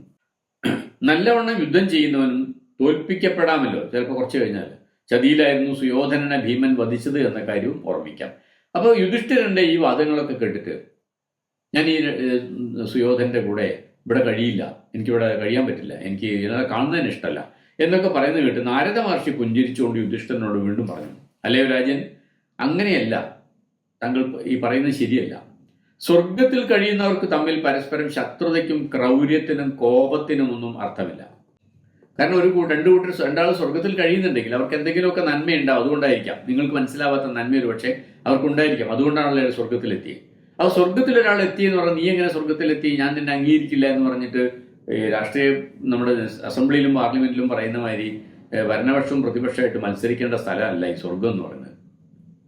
സ്വർഗത്തിൽ കഴിയുന്നവർക്ക് തമ്മിൽ ശത്രുതയും പകയും ഒന്നും ഉണ്ടാവാൻ പാടില്ല. ക്രൗര്യത്തിനും കോപത്തിനും ഒന്നും അർത്ഥമില്ല. കുരുക്ഷേത്ര യുദ്ധം കഴിഞ്ഞു പോയിരിക്കുന്നു. ഇപ്പോഴും നിങ്ങൾ കുരുക്ഷേത്രത്തിലല്ല, അതൊക്കെ കഴിഞ്ഞു പോയിരിക്കുന്നു. ആ യുദ്ധവും അതിന്റെ വിജയപരാജയങ്ങളും ഇനിയും ഓർത്തുവെക്കുന്നതിൽ യാതൊരു അർത്ഥവുമില്ല. സ്വർഗേ നിവാസോ രാജേന്ദ്ര വിരുദ്ധം ചാപി നശ്യതി യുധിഷ്ഠിര മഹാബാഹോ മൈവ വോജ കഥം ജന ദുര്യോധനം പ്രതി നൃപം ശൃണു ചേതവജോ മമ യേഷ ദുര്യോധനോ രാജ പൂജ്യതേ ത്രിദശൈ സഹ സദ്ഭിശ്ച രാജപ്രവരേര്യ ഇമേ സ്വർഗവാസിന വീരലോകഗതിം പ്രാപ്തോ യുദ്ധേ ഹൂതാത്മനസ്തനും യൂയം സ്വർഗേ സുരസമായേന യുദ്ധേ സമാസിത. അല്ലയോ രാജേന്ദ്ര, എൻ്റെ വാക്കുകൾ ശ്രദ്ധിച്ചു കേട്ടാലും. എന്താണ്? സ്വർഗത്തിൽ വസിക്കുന്നവർ വൈരുദ്ധ്യവും ശത്രുതയും നശിച്ചവരായിരിക്കണം. സ്വർഗനിവാസോ രാജേന്ദ്ര വിരുദ്ധം ചാപി നശ്യതി. അവരുടെ പരസ്പരം പോരടിക്കേണ്ട കാര്യമില്ല. അവരുടെ മനസ്സിലുള്ള ശത്രുതയും ദേഷ്യവും ഒക്കെ നശിച്ചിരിക്കണം. എങ്കിലേ സ്വർഗത്തിന് അവർ അവകാശികളാവുന്നുള്ളൂ. അഥവാ അത്തരത്തിലുള്ള ആൾക്കാർക്ക് മാത്രമേ സ്വർഗത്തിൽ വസിക്കാൻ അർഹതയുള്ളൂ എന്നർത്ഥം. ഈ ദുര്യോധനൻ ഇപ്പോൾ സ്വർഗത്തിലെ ദേവന്മാരാലും സ്വർഗവാസികളായ രാജപ്രവരന്മാരാലും പൂജിക്കപ്പെടുന്നവനാണ്. യുദ്ധമാകുന്ന യാഗാഗ്നിയിലേക്ക് സ്വന്തം ശരീരത്തെ ഹവിസ്സായി അർപ്പിച്ചുകൊണ്ടാണ് ദുര്യോധനൻ വീരസ്വർഗം ആക്കിയിരിക്കുന്നത്. കൃഷ്ണനടക്കമുള്ള ആൾക്കാർ ആവർത്തിച്ച് പറഞ്ഞാണല്ലോ യുദ്ധത്തിൽ പങ്കെടുത്ത് മരിച്ചാൽ വീരസ്വർഗം കിട്ടുമെന്ന്. അങ്ങനെ യുദ്ധമാകുന്ന അഗ്നിയിലേക്ക് തന്റെ ശരീരം തന്നെ ഹോമിച്ചുകൊണ്ടാണ് ഈ ദുര്യോധനൻ ഇപ്പോൾ വീരസ്വർഗത്തിന് അർഹനായിരിക്കുന്നത്. അതുകൊണ്ട് ഇവിടെ എത്തിയിട്ട് ദുര്യോധനന്റെ ചെയ്തികളെ പറ്റി ഇനി നിങ്ങൾ വിമർശന വിധേയമാക്കേണ്ട കാര്യമില്ല, അയാളെ മാറ്റി നിർത്തേണ്ട കാര്യവുമില്ല. യുദ്ധത്തിൽ മരണപ്പെടുന്നവർക്ക് വീരസ്വർഗം ലഭിക്കുമെന്നത് തർക്കമില്ലാത്ത കാര്യമാണെന്ന് താങ്കൾക്കും അറിയുന്നതാണല്ലോ. താങ്കളും താങ്കളുടെ സഹോദരന്മാരും എല്ലായ്പ്പോഴും ഈ ദുര്യോധനൻ കാരണം വലിയ ദുഃഖവും അപമാനവും സഹിച്ചിട്ടുണ്ടെന്നത് സത്യമാണ്, ഞാനത് നിഷേധിക്കുന്നില്ല. പക്ഷേ ഇപ്പോൾ ക്ഷത്രിയോചിതമായ കർമ്മം ചെയ്താണ് ഇദ്ദേഹം സ്വർഗം നേടിയിരിക്കുന്നത്. യുദ്ധം എന്ന വീരക്ഷത്രിയന്മാർക്ക് യോജിച്ച കർമ്മം ചെയ്തതിന് ശേഷമാണ്, അവിടെ വെച്ച് മരിച്ചു വീണതിന്റെ പേരിലാണ് അദ്ദേഹം ഇപ്പോൾ സ്വർഗത്തിൽ എത്തിയിരിക്കുന്നത്. പൃഥിവീപതിയായ ഈ സുയോധനൻ ഒരിക്കൽ പോലും യുദ്ധഭൂമിയിൽ ഭയന്നു നിൽക്കുകയോ പേടിച്ചു പിന്മാറുകയോ തോറ്റോടുകയോ ചെയ്തിട്ടില്ല. അതാണ് അദ്ദേഹത്തിന് സ്വർഗം ലഭിക്കാനുള്ള അർഹത. അതിന്റെ പേരിലാണ് അദ്ദേഹത്തിന് ഈ സ്വർഗം ലഭിച്ചിരിക്കുന്നത്. നതൻ മനസി കർത്തവ്യം പുത്ര യദ്യൂതകാരിതം ദ്രൗപദ്യാശ്ച പരിക്ലേശം ന ചിന്തയതുമർഹസി യേ ച അന്യപി പരിക്ലേശായുഷ്മാകം ദ്യൂതകാരിത സംഗ്രാമേഷ്വതവാന്യത്ര ന താൻ സംസമർത്തുമർഹസി. ദൂതിൽ ഇവൻ നിങ്ങളെ വഞ്ചനയിലൂടെ പരാജയപ്പെടുത്തിയ കാര്യവും ദ്രൗപദിയെ ക്ലേശിപ്പിച്ച കാര്യവും ഒക്കെ ഇപ്പം നിങ്ങൾ ചിന്തിച്ച് ഇവനോട് കോപിക്കാൻ പാടില്ലാത്തതാണ്. ഇവൻ കാരണം നിങ്ങൾക്ക് അനുഭവിക്കേണ്ടി വന്നിട്ടുള്ള മറ്റു തരത്തിലുള്ള പരിക്ലേശങ്ങളെക്കുറിച്ചും നിങ്ങളിപ്പോൾ ചിന്തിക്കാൻ പാടില്ലാത്തതാണ്. ആ തിന്മകൾക്കൊക്കെയും നിങ്ങൾ ഇവനോട് പ്രതികാരം ചെയ്തു കഴിഞ്ഞതാണ്. അതിന്റെ പേരിലാണ് അവനെ കൊന്നത്. ഇനിയും അത് തന്നെ പറഞ്ഞുകൊണ്ടിരിക്കുന്നതിൽ അർത്ഥമില്ല. അവരെ നിങ്ങൾ യുദ്ധത്തിൽ വധിച്ചു കഴിഞ്ഞതാണ് കൗരവരെ. അതിനാൽ ഇപ്പോൾ യഥാന്യായം ഈ ദുര്യോധനനെ സ്വീകരിക്കുകയാണ് വേണ്ടത്, വൈരം മനസ്സിൽ നിന്ന് കഴുകിക്കളയുകയാണ് വേണ്ടത് എന്നൊക്കെ ദുര്യോധനൻ അപ്പോ യുധിഷ്ഠിരനെ ഉപദേശിക്കുന്നുണ്ട്. നീ പറഞ്ഞതൊക്കെ ശരിയാണ്, ഇവർ അധർമ്മം പ്രവർത്തിച്ചിട്ടുണ്ട്. ആ അധർമ്മം പ്രവർത്തിച്ചതിന്റെ പേരിൽ നിങ്ങളെടുത്ത പ്രതിജ്ഞയുണ്ടായിരുന്നു. ആ പ്രതിജ്ഞ പാലിച്ചുകൊണ്ട് യുദ്ധം ചെയ്താണ് നിങ്ങൾ ഇവരെയൊക്കെ കൊന്നത്. അതുകൊണ്ട് ഇവരുടെ അധർമ്മം ഇപ്പോ ഇല്ലാതെയായിരിക്കുന്നു. അതിന് ശിക്ഷ ഇവർക്ക് കിട്ടിക്കഴിഞ്ഞിരിക്കുന്നു. ഇവരവരുടെ ജീവിതം തന്നെ അതിനുവേണ്ടി ഹോമിച്ചിരിക്കുന്നു യുദ്ധത്തിൽ. ഇനിയും അതുതന്നെ പറയുന്നതിൽ അർത്ഥമില്ല എന്നാണ് നാരദർ പറയുന്നത്, യുധിഷ്ഠിരനോട് പറയുന്നത്. കാരണം സ്വർഗോയം നേഹവൈരാണി ഭവന്തി മനുജാധിപ. അല്ലയോ മനുജാധിപ, ഇത് സ്വർഗമാണ്. സ്വർഗത്തിൽ വൈരം വെച്ച് പുലർത്തുന്നത് ശരിയല്ല. നിങ്ങൾ ഭൂമിയിലെ പോലെ ഇവിടെ ശത്രുത വെച്ച് പുലർത്താൻ പറ്റില്ല. ഇത് സ്വർഗമാണ്. യദി ദുര്യോധനസ്യൈതേ വീരലോക സനാതന അധർമ്മജ്ഞസ്യ പാപസ്യ പൃഥിവീ സുഹൃത് അദ്രുക യത്കൃതേ പൃഥിവീ നഷ്ടാ സഹൈ സരഥദീപ വയം ച മന്യുനാധക്ത വൈരം പ്രതിചികീർഷവ യദേ വീര മഹാത്മാനോ ഭ്രാതരോ മേ മഹാവ്രത സത്യപ്രതിജ്ഞ ലോകസ്യ ശൂരാ വൈ സത്യവാദിന തേഷാം ഇദാനീം കേ ലോകാ ദ്രഷ്ടുമിച്ഛാമി തനഹം കർണം ചൈവ മഹാത്മാനം കൗന്ദേയം സത്യസംഗമം. നിങ്ങൾ പറയുന്നതൊക്കെ ശരി തന്നെയാണ്, പക്ഷെ എൻ്റെ സംശയമുണ്ട്. ആ സംശയത്തിനും കൂടെ നിങ്ങൾ നിവൃത്തി വരുത്തി തരണമെന്ന് നാരദനോട് യുധിഷ്ഠിരൻ ചോദിക്കുകയാണ്. എന്താണ് സംശയം? അധർമ്മജ്ഞരും പാപികളും ഭൂമിയിലെ സുഹൃത് ജനങ്ങളുടെ മുഴുവൻ നാശത്തിനു കാരണക്കാരുമായ ദുര്യോധനാദികൾക്ക് സനാതനമായ ഈ വീരലോകമാണ് ലഭിച്ചിട്ടുള്ളതെങ്കിൽ, ആരുടെ കാരണത്താലാണോ ഭൂമി അതിൻ്റെ കുതിരകളോടും രഥങ്ങളോടും ആനകളോടും കൂടി ആകെ നഷ്ടപ്പെട്ടിരിക്കുന്നത്, ആരുടെ കാരണത്താലാണോ ഈ ദുര്യോധനാദികൾക്ക് സ്വർഗലോക ആരുടെ കാരണത്താലാണോ വലിയ ഈ ദുരന്തം സംഭവിച്ചിരിക്കുന്നത്, അതിനൊക്കെ കാരണക്കാരായിരിക്കുന്ന ആ ദുര്യോധനനും സഹോദരന്മാർക്കും സ്വർഗലോകമാണ് ലഭിച്ചിട്ടുള്ളതെങ്കിൽ, എല്ലായ്പ്പോഴും സത്യം മാത്രം പാലിക്കുന്നവരും സത്യം മാത്രം പറയുന്നവരും ശൂരന്മാരും സത്യവാദിനികളും മഹാത്മാക്കളുമൊക്കെയായ എൻ്റെ സഹോദരന്മാർക്ക് ലഭിച്ചിരിക്കുന്ന ലോകം ഏതാണ് എന്ന് കാണാൻ എനിക്ക് താല്പര്യമുണ്ട്. താങ്കൾ പറയുന്നതൊക്കെ ശരി, അധർമ്മം പ്രവർത്തിച്ച ആൾക്കാരൊക്കെ യുദ്ധത്തിൽ മരിച്ചു, അവരൊക്കെ അവരുടെ പാപമൊക്കെ കഴുകിക്കളഞ്ഞു, ശരി, ഞാൻ സമ്മതിച്ചു. ജീവിതത്തിലുടനീളം അധർമ്മം പ്രവർത്തിച്ച ഇവർക്ക് ഇങ്ങനെ സ്വർഗം ലഭിച്ചിട്ടുണ്ടെങ്കിൽ, ജീവിതത്തിലുടനീളം സത്യം പറയുകയും ധർമ്മം പ്രവർത്തിക്കുകയും ചെയ്ത എൻ്റെ സഹോദരന്മാർക്ക് ഏത് ലോകമാണ് ലഭിച്ചിട്ടുള്ളതെന്ന് അറിയാൻ എനിക്ക് താല്പര്യമുണ്ട് എന്നാണ് യുധിഷ്ഠിരൻ പറയുന്നത്. കാരണം കർണനും ദൃഷ്ടദ്യുമ്നനും അദ്ദേഹത്തിന്റെ പുത്രന്മാരും സാത്വികിയും ക്ഷാത്രധർമ്മം അനുസരിച്ച് പാണ്ഡവപക്ഷത്ത് നിന്ന് പോരാടി മരണം വരിച്ച മറ്റു നിരവധി യോദ്ധാക്കളും ഉണ്ടല്ലോ. അവരൊക്കെ ഏത് ലോകത്തിലാണ് വസിക്കുന്നത്? ശരി, പാണ്ഡവർ 5 പേരും ദ്രൗപദി യുദ്ധത്തിൽ മരിച്ചവരല്ല, അവരെ വിട്ടേക്കു. ബാക്കി ആൾക്കാരുണ്ടല്ലോ, കർണനുണ്ടല്ലോ, പുരുഷൗസ് ഉണ്ടല്ലോ, സാത്വികി ഉണ്ടല്ലോ, അഭിമന്യു ഉണ്ടല്ലോ, പാഞ്ചാലിയുടെ പുത്രന്മാരുണ്ടല്ലോ, ഇങ്ങനെ നിരവധി ആൾക്കാരുണ്ടല്ലോ. അവർക്കൊക്കെ ഏതു ലോകമാണ് ഇപ്പോൾ വസിച്ചിരിക്കുന്നത്? കാരണം അവരെ സ്വർഗത്തിൽ കാണുന്നില്ല. നിങ്ങൾ എന്നെ കൂട്ടിക്കൊണ്ടുവന്നിരിക്കുന്ന സ്വർഗത്തിൽ അവരെ കാണുന്നില്ല. അതുകൊണ്ട് അവരൊക്കെ എവിടെ? അവർക്കൊക്കെ ഏത് ലോകമാണ് ലഭിച്ചിരിക്കുന്നതെന്ന് അറിയാൻ എനിക്ക് താല്പര്യമുണ്ട്.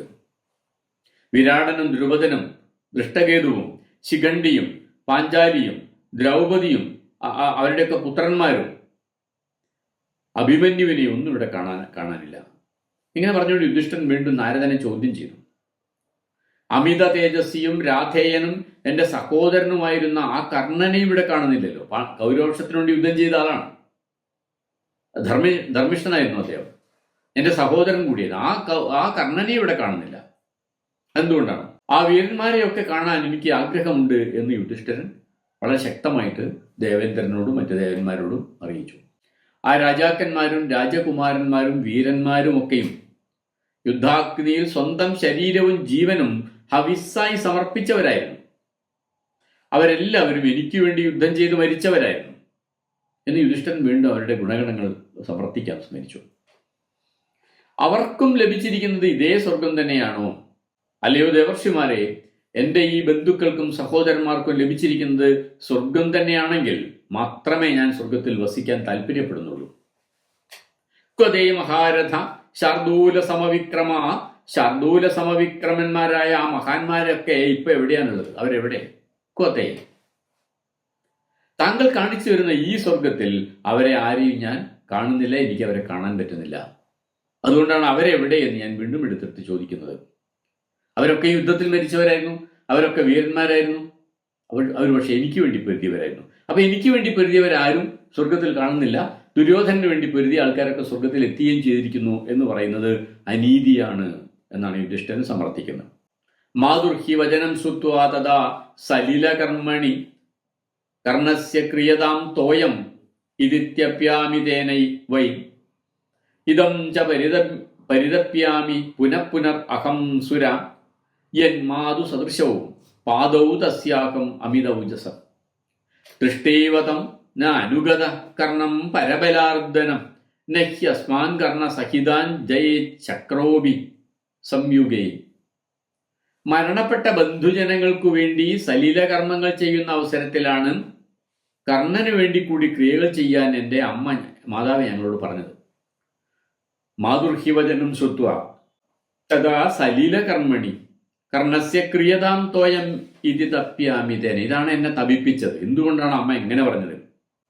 എൻ്റെ മാതാവിൻ്റെ കാലടികളും, മറ്റൊരു തെളിവ് കൂടെ യുധിഷ്ഠിരൻ പറയുന്നത്, എൻ്റെ മാതാവിൻ്റെ കാലടികളും കർണന്റെ കാലടികളും ഒരുപോലെയായിരുന്നു എന്ന് മനസ്സിലാക്കിയ നിമിഷത്തിൽ എല്ലാം ആ കർണന്റെ പാദത്തിൽ സമർപ്പിച്ച് അദ്ദേഹത്തിനെ അനുഗമിക്കാൻ തോന്നിയില്ലല്ലോ എന്നോർത്തു ഞാൻ തപിച്ചുകൊണ്ടേയിരിക്കുന്നു.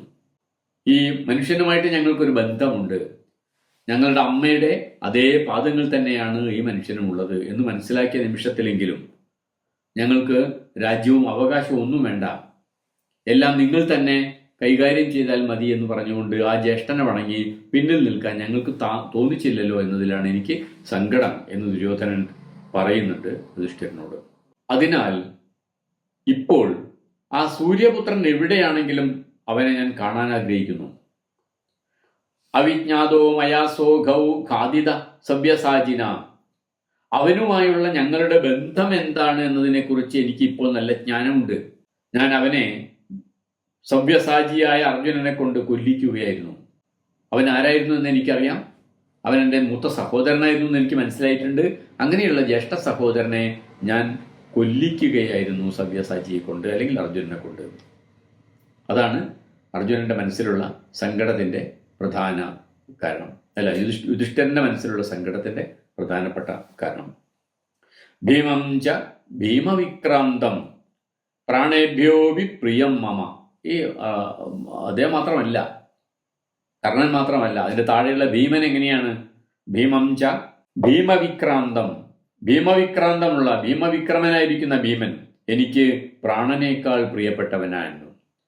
പ്രാണേഭ്യോപി പ്രിയം മമ. അർജുനൻ ജെ ഇന്ദ്രസങ്കാശം, ഇന്ദ്രനെ പോലെയുള്ള അർജുനൻ. യമൗതൗ ജ യമോപമോ, യമന്മാരെ പോലെയുള്ള നകുല സഹദേവന്മാർ. ദ്രഷ്ടുമിച്ഛാമി താം ചാകം, അവരൊക്കെ എനിക്ക് കാണണമെന്ന് ആഗ്രഹമുണ്ട്. പാഞ്ചാലിയും ധർമ്മചാരിണിയും, ധർമ്മചാരിണിയായ പാഞ്ചാലിയെയും ഞാനിപ്പോൾ കാണാൻ ആഗ്രഹിക്കുന്നു. അതേപോലെ തന്നെ ധർമ്മചാരിണിയായ പാഞ്ചാലിയെയും ഞാനിപ്പോൾ തന്നെ കാണാൻ ആഗ്രഹിക്കുന്നു. അല്ലയോ ദേവർഷേ, ഞാൻ സത്യമാണ് പറയുന്നത്. എൻ്റെ സഹോദരന്മാരും പത്നിയും ബന്ധുക്കളുമില്ലാത്ത ഈ സ്വർഗത്തിൽ കഴിയാൻ ഞാൻ ആഗ്രഹിക്കുന്നില്ല എന്ന് യുധിഷ്ഠിരൻ വളരെ വ്യക്തമായിട്ട് തന്നെ ദേവേന്ദ്രനോടും ദേവർഷിമാരോടും ദേവർഷിയായിട്ടുള്ള നാരദനോടുമൊക്കെ പറഞ്ഞു. അല്ലയോ സുരസത്തമ, എൻ്റെ ഭ്രാതാക്കളെ കൂടാത്ത സ്വർഗം എനിക്ക് സ്വർഗമേ അല്ല. അത്തരമൊരു സ്ഥലത്തെ സ്വർഗമായി ഞാൻ പരിഗണിക്കുന്നും ഇല്ല. അവരെവിടെയാണോ ഉള്ളത് അവിടം തന്നെയാണ് എന്നെ സംബന്ധിച്ചിടത്തോളം സ്വർഗം. എൻ്റെ സഹോദരന്മാർ കാട്ടിലാണെങ്കിൽ കാടാണ് എൻ്റെ സ്വർഗം. എൻ്റെ സഹോദരന്മാർ നരകത്തിലാണെങ്കിൽ നരകം തന്നെയാണ് എൻ്റെ സ്വർഗം.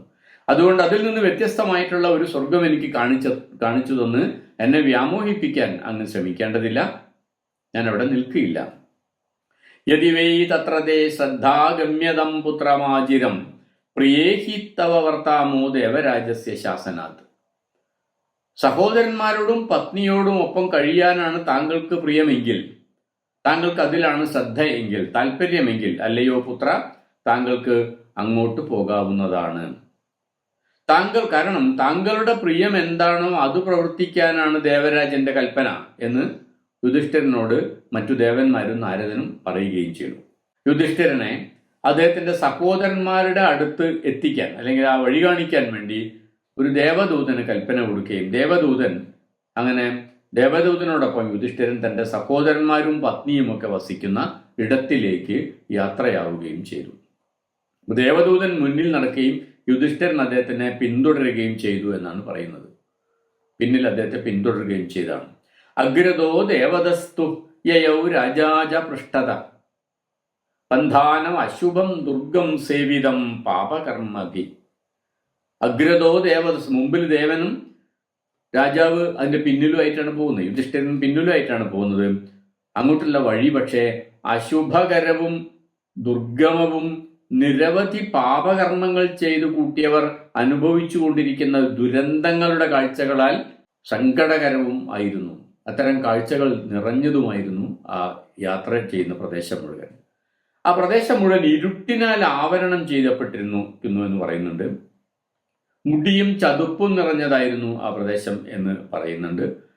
പാപികളുടെ ദുർഗന്ധത്താലും രക്തത്തിന്റെയും മാംസത്തിന്റെയും ഗന്ധത്താലും ദുസ്സഹമായിരുന്നു അവിടുത്തെ അന്തരീക്ഷം എന്ന് പറയുന്നുണ്ട്. പല തരത്തിലുള്ള ഈച്ചകളാലും പ്രാണികളാലും പുഴുക്കളാലും ഒക്കെ നിറഞ്ഞതായിരുന്നു ആ ശവഭൂമി എന്നും പറഞ്ഞിരിക്കുന്നു. അസ്ഥികേശ സമാകീർണം കൃമികീട സമാകുലം ജ്വലനേന പ്രദീപ്തേന സമന്താത് പരിവേഷ്ടിതം. മനുഷ്യരുടെ അസ്ഥികളാലും കേശം അഥവാ മുടി കൊണ്ടുമൊക്കെ നിറഞ്ഞതായിരുന്നു ആ പ്രദേശം. മാത്രമല്ല കൃമികീടങ്ങൾ പുറപ്പെടുവിക്കുന്ന ശബ്ദത്താൽ മുഖരിതമായിരുന്നു. പലയിടത്തും അവിടെ കത്തിജ്വലിച്ചുകൊണ്ടിരിക്കുന്ന അഗ്നി ഉണ്ടായിരുന്നു. അതിന്റെ പുകയും അതിന്റെ ചൂടും ഉണ്ടായിരുന്നു. കാക്കകളും കഴുകന്മാരും മറ്റു പലതരം മാംസഭോജികളായ പക്ഷികളും ജന്തുക്കളുമൊക്കെ അവിടം വട്ടമിട്ട് പറക്കുന്നുണ്ടായിരുന്നു. അയോമുഖൈശ്ച കാഗോലൈർ ഗൃദ്രൈശ്ച സമഭിദ്രുതം സുജീമുഖൈസ്തഥാ പ്രേതൈർ വിന്ധ്യശൈലോപമൈർവൃതം. കാക്കകളുണ്ട്, കഴുകന്മാരുണ്ട്, പലതരം മാംസഭോജികളായിട്ടുള്ള പക്ഷികളുണ്ട്, ജന്തുക്കളുണ്ട്. അവരൊക്കെ അവിടെ പറന്നുകൊണ്ടിരിക്കുകയാണ്. ആ ജന്തുക്കൾക്കൊക്കെ ഇരുമ്പിന്റെ കൊക്കും സൂചി പോലെ കൂർത്ത മുഖവും ഉണ്ടായിരുന്നു. സൂചി പോലെ കൂർത്ത മുഖത്തോടു കൂടിയുള്ള പ്രേതങ്ങൾ ഉണ്ടായിരുന്നു അവിടെയൊക്കെ. ആ ഭൂമി അങ്ങനെ നിറഞ്ഞതായിരുന്നു. വിന്ധ്യശൈലം പോലെ ഉയർന്നു നിൽക്കുന്നതും കയറിപ്പോകാൻ പ്രയാസമേറിയതുമായിരുന്നു ആ പ്രദേശം. രുധിരയുക്തമായ മനുഷ്യ ശരീരങ്ങൾ എല്ലായിടത്തും ചെതറിക്കിടക്കുന്നുണ്ട്. ചോര പുരണ്ട മനുഷ്യ ശരീരങ്ങൾ. ശരീരത്തിൽ നിന്ന് വേർപെട്ട് കിടക്കുന്ന ബാഹുക്കളും ഊരുക്കളും പാണികളും ഒക്കെ എല്ലായിടത്തും ചെതറിക്കിടക്കുന്നുണ്ടായിരുന്നു. ആ വഴിയിലെ യാത്രയെക്കുറിച്ച് പറയുന്ന സമയത്ത് സതത് കുണവ ദുർഗന്ധം അശിവം രോമഹർഷിണം ജഗാമ രാജാധർമാത്മാ മധ്യേ ബഹുവിചന്തയൻ ദദർശ ഉഷ്ണോദകൈഹി പൂർണാം നദീം ചാപി സുദുർഗമം അസി പത്രവനം ജൈവ നിശിതക്ഷുര സംവൃതം കരംഭവാലൂകാസ്തപ്ത ആയസീശ്ച ശിലാപൃഥക് ലോഹകുംഭിശ്ച തൈലസ്യ ക്വാധ്യമാനാ സമന്തത. ശവശരീരങ്ങൾ നിറഞ്ഞതും ദുർഗന്ധം വഹിക്കുന്നതും മറ്റു പലതരത്തിൽ അശുഭകരവുമായ വഴികളിലൂടെയാണ് ധർമാത്മാവായ രാജാവ് യുധിഷ്ഠിരൻ സഞ്ചരിച്ചു കൊണ്ടിരുന്നത്. പ്രയാസമേറിയതും ഒരു നദി മുറിച്ചു കടക്കാൻ പ്രയാസമേറിയതായിട്ടുള്ള ഒരു നദി അദ്ദേഹം കണ്ടു അവിടെ. ദദർശ ഉഷ്ണോദകൈഹി പൂർണാം നദീം ചാപി സുദുർഗമ. കടക്കാൻ ബുദ്ധിമുട്ടാണ്, മുറിച്ചു കടക്കാൻ ബുദ്ധിമുട്ടാണ്. മാത്രമല്ല ഉഷ്ണജലവുമാണ് ആ നദിയിലുള്ളത്. മൂർച്ചയേറിയ കത്തികൾ ഇലകളായിട്ടുള്ള വിചിത്രമായ ഒരു വനം അദ്ദേഹം അവിടെ കാണുന്നുണ്ട്. വനമാണ്, പക്ഷെ കത്തികളാണ്, മൂർച്ചയേറിയ കത്തികളാണ് ഇലകളായിട്ടുള്ളത്. അത്തരത്തിലുള്ള വനം കാണുന്നുണ്ട്. അതികഠിനമായ തപിക്കുന്ന അഥവാ ചൂടുപിടിച്ച മണലാരണ്യം മുന്നോട്ടുള്ള വഴിയെ തടസ്സപ്പെടുത്തുന്നുണ്ട്. കരംഭവാലൂകാസ്തപ്ത ആയസീശ്ച ശിലാപ്രഥ ലോഹകുംഭിശ്ച തൈലസ്യ ക്വാദ്യമാനാ സമന്തത. അതികഠിനമായിരിക്കുന്ന അഥവാ ചൂടുപിടിച്ച മണലാരണ്യം അദ്ദേഹത്തിന്റെ മുന്നോട്ടുള്ള വഴിയെ തടസ്സപ്പെടുത്തുന്ന തരത്തിലുണ്ടായിരുന്നു. കല്ലും പാറകളുമൊക്കെ ഇരുമ്പ് കൊണ്ടുള്ളവയായിരുന്നു അവിടുത്തെ.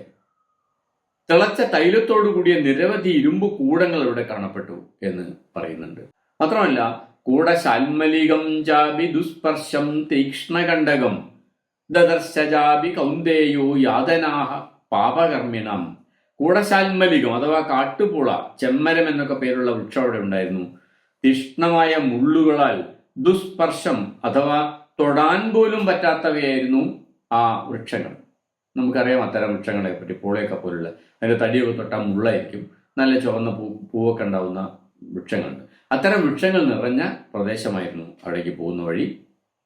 പാപകർമ്മം ചെയ്തവർ അനുഭവിച്ചു കൊണ്ടിരിക്കുന്ന നിരവധി യാതനകളും അദ്ദേഹം അവിടെ കണ്ടു. ആ പ്രദേശത്തെ ദുർഗന്ധം വർദ്ധിച്ചു വന്നപ്പോൾ ദേവദൂതൻ മുന്നോട്ട് സഞ്ചരിക്കാൻ മടിച്ചു നിന്നു. ഇങ്ങനെ എത്ര ദൂരം മുന്നോട്ട് പോകാനുണ്ട്, എൻ്റെ സഹോദരന്മാർ എവിടെയാണ്, ഈ പ്രദേശം ഏതാണ് എന്നെല്ലാം യുധിഷ്ഠിരൻ അപ്പോൾ ദേവദൂതനോട് ചോദിച്ചു. അപ്പോൾ ദേവദൂതൻ അവിടെ നിന്നുകൊണ്ട് മറുപടി പറഞ്ഞു, നോക്കൂ, ഇവിടെ നിന്ന് മുന്നോട്ട് പോകാൻ താങ്കളുടെ വഴി ഇതിലൂടെ മുന്നോട്ടാണ് താങ്കൾക്ക് പോവേണ്ടത്. താങ്കളുടെ സഹോദരന്മാരെ താങ്കൾ കാണാൻ ആഗ്രഹിക്കുന്നുണ്ടെങ്കിൽ ഈ വഴി മുന്നോട്ടാണ് പോകേണ്ടത്. ഇവിടെ വരെ താങ്കളെ കൊണ്ടുചെല്ലാനാണ് ദേവന്മാർ എനിക്ക് കൽപ്പന തന്നിട്ടുള്ളത്. ഇനി താങ്കൾ ഒറ്റയ്ക്ക് പോകണം. ഇപ്പം ഞാൻ വഴി കാണിച്ചു തന്നിരിക്കുന്നു. ഞാൻ ഇവിടെ നിൽക്കുകയാണ്, എനിക്ക് തിരിച്ചു പോകേണ്ടതുണ്ട്. അല്ലയോ രാജേന്ദ്രൻ, ക്ഷീണിച്ചതായി തോന്നുന്നുണ്ടെങ്കിൽ, അങ്ങ് ക്ഷീണിച്ചതായി തോന്നുന്നുണ്ടെങ്കിൽ, അങ്ങക്ക് ഈ സ്ഥലത്ത് നിൽക്കാൻ ബുദ്ധിമുട്ടാണെന്ന് തോന്നുന്നുണ്ടെങ്കിൽ, ഇത് പ്രയാസകരമാണെന്ന് തോന്നുന്നുണ്ടെങ്കിൽ, ഇത്രയേറെ കഷ്ടതകൾ ആർക്കു വേണ്ടിയും സഹിക്കാൻ പറ്റില്ല എന്ന് തോന്നുന്നുണ്ടെങ്കിൽ എന്ത് ചെയ്യാം? താങ്കൾക്ക് എന്നോടൊപ്പം തിരിച്ചു പോരാവുന്നതാണ്. അതിന് താങ്കൾക്ക് അനുമതിയുണ്ട്. കാരണം താങ്കൾക്ക് സ്വർഗത്തിലേക്ക് വരാം. ഇതാണ് ദേവദൂതൻ പറയുന്നത്. അപ്പൊ ഈ കാണിച്ചു തരുന്ന ഒരു ലോകമുണ്ടല്ലോ, നരകത്തിന്റെ ഒരു ചിത്രമാണ് ഇവിടെ കാണിച്ചു തരുന്നത്. പക്ഷെ നമ്മൾ സാധാരണ കേൾക്കുന്ന നരക വർണ്ണനയിൽ നിന്നും വ്യത്യസ്തമാണ് ഇവിടെ ദേവദൂതൻ കാണിച്ചു കൊടുക്കുന്നത്, അല്ലെങ്കിൽ മഹാഭാരതത്തിൽ പറയുന്ന നരക വർണ്ണന. അത് മിക്കവാറും ഭൂമിയിലുള്ള ചുറ്റുപാടിലുള്ള ഒരു മാറ്റമാണ്.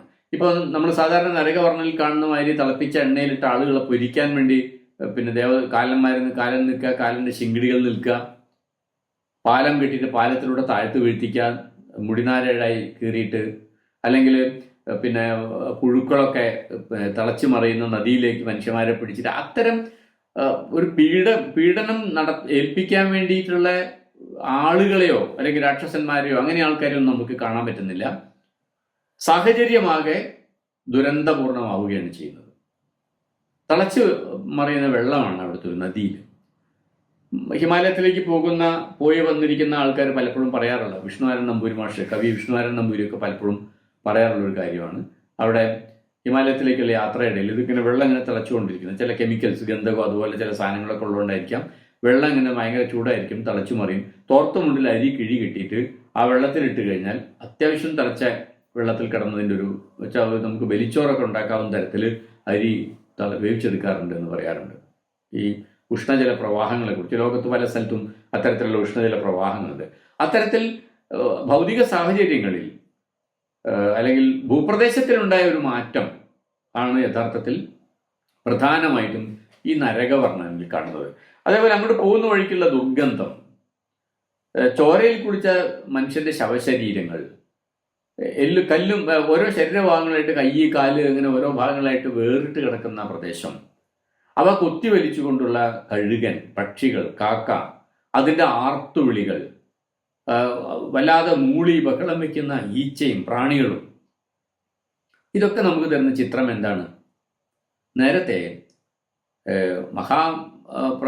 പ്രാസ്ഥനിക പർവ്വത്തിൽ നേരത്തെ പോയ ആളുകളുണ്ടല്ലോ, മറ്റേ മഹാപ്രസ്ഥാനം സ്വീകരിച്ചുകൊണ്ട് പോരുന്നതിന് മുമ്പ് ഈ ധൃതരാഷ്ട്രം കുന്തിയും വിതുരരും ഗാന്ധാരിയും ഒക്കെ കാട്ടിലേക്ക് പോവുകയും അവിടെ കാട്ടിൽ വസിക്കാൻ തീരുമാനിക്കുകയും ആ കാട് അവർക്ക് എങ്ങനെയാണ് അനുഭവപ്പെട്ടതെന്ന് അവിടെ വിശദീകരിക്കുന്നുണ്ട്.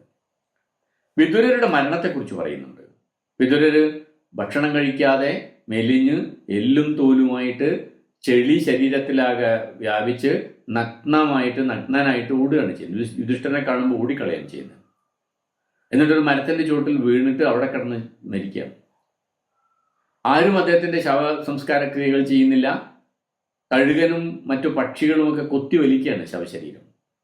അവിടെ വാനപ്രസ്ഥം സ്വീകരിച്ചുകൊണ്ട് അവസാനം സന്യാസം സ്വീകരിച്ചുകൊണ്ട് പോയ ആളുകളൊക്കെ തന്നെ വഴിയിൽ ഓരോ സ്ഥലത്തും വെച്ച് വീണ് മരിക്കുകയാണ് ചെയ്യുന്നത്. ഇങ്ങനെ ഒരു ശവപ്പറമ്പായിട്ട് മാറിയ ഹിമാലയ സാനുക്കളിലുള്ള ഒരു കാട്ടുപ്രദേശത്തെ തന്നെയാണ് നരകമായിട്ട് യുധിഷ്ഠിരൻ കാണുന്നത് എന്ന് വേണമെങ്കിൽ നമുക്ക് പറയാം.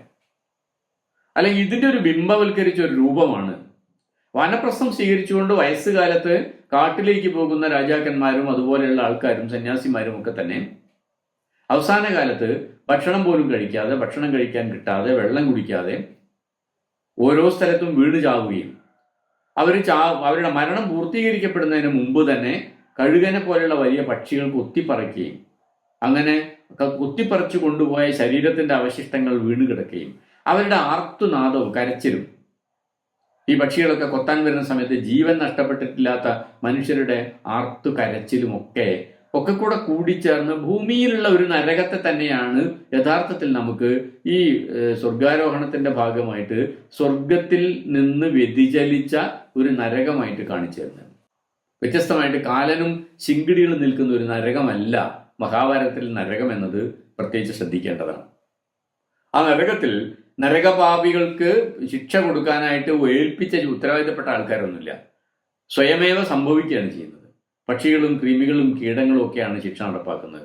ഈ നരകത്തിൽ തന്നെയാണ് യഥാർത്ഥത്തിൽ ധൃതരാഷ്ട്രം മരിച്ചു വീണതും വിതുരർ മരിച്ചു വീണതും ഗാന്ധാരിയും കുന്തിയും ഒക്കെ അഗ്നിയിലിടപെട്ട് മരിച്ചതും ഒക്കെ ഈ ഒരു നരകത്തിലാണ് എന്ന് അതിനപ്പുറത്തുള്ളൊരു വർണ്ണന ഇല്ല എന്നത് പ്രത്യേകം ശ്രദ്ധിക്കേണ്ടതാണ്. അപ്പൊ വേണമെങ്കിൽ നിങ്ങൾക്ക് തിരിച്ചു പോവാം എന്ന് ദേവദൂതൻ യുധിഷ്ഠിരനോട് പറഞ്ഞു. യുധിഷ്ഠിരസ്തു നിർവിണ്ണസ്തേന ഗന്ധേന മൂർച്ഛിത നിവർത്തനേ ധൃതമാന പര്യാവർത്തത ഭാരത സ സംവിവൃത്തോ ധർമാത്മാ ദുഃഖശോക സമന്വിത ശുശ്രാവ തത്ര വദതം ദീനാവാച സമന്തത. ആ പ്രദേശത്തിന്റെ ദുസ്സഹമായ കാഴ്ചകളും അസഹ്യമായ ദുർഗന്ധവും സഹിക്കാൻ കഴിയാതെ ബോധം കെട്ടു പോകുമെന്ന അവസ്ഥയിലായി യുധിഷ്ഠിരസ്തു നിർവിണ്ണസ്തേന ഗന്ധേന മൂർച്ഛിതമായ അവസ്ഥയിൽ മോഹാലസപ്പെട്ട് വീണു പോകുന്നുള്ള ഒരു അവസ്ഥയിലായി. നിവർത്തനേ ധൃതമനാഹ പര്യാവർത്തത ഭാരത, ഒരു പിന്നോട്ടൊരു കാല് വെച്ചിട്ട് സംവിവൃത്തോ ധർമാത്മാ ദുഃഖശോക സമന്വിത ശുശ്രാവ, അങ്ങനെ പിന്നോട്ടൊരു കാല് വെച്ച് എന്നാൽ ശരി ദേവദൂതൻ പറഞ്ഞതുപോലെ പിന്തിരിഞ്ഞു പോവാം, ഇവിടെ നിൽക്കാൻ വയ്യ എന്ന് വിചാരിച്ച് പിന്തിരിയാൻ പോകുന്ന സമയത്ത് അദ്ദേഹം അതിദയനീയമായ കരച്ചിലുകൾ കേൾക്കുകയാണ്. വളരെ അടുത്തു നിന്ന് ദുഃഖശോക സമന്വിതമായ ദീനവിലാപങ്ങൾ ഇങ്ങനെ അദ്ദേഹം കേൾക്കുകയാണ്. അദ്ദേഹത്തിന്റെ പേര് വിളിച്ചു പറഞ്ഞിട്ടാണ് കരയുന്നത്. ഭോ ഭോ ധർമ്മരാജ രാജർഷേ പുണ്യാഭിജന പാണ്ഡവ അനുഗ്രഹാർത്ഥം അസ്മാകം തിഷ്ട താവൻ മുഹൂർത്തകം.